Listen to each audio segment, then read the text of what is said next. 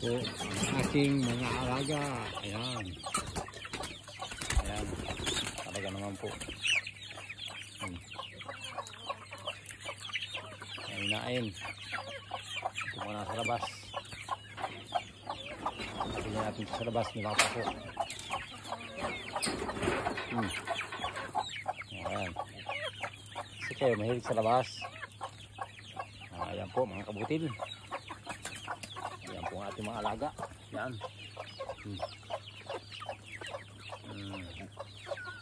Anong ginawa po? Tingnan. Ayan po. O ikaw.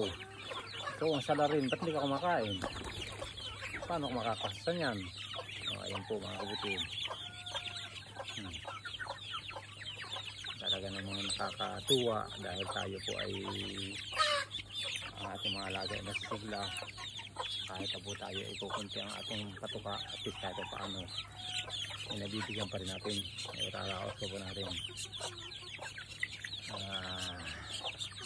Sana mga kabutil mamonetize na ako para naman pantagtagit tayo ng baboy at mga manok at mga bibi. Salamat sa panonood.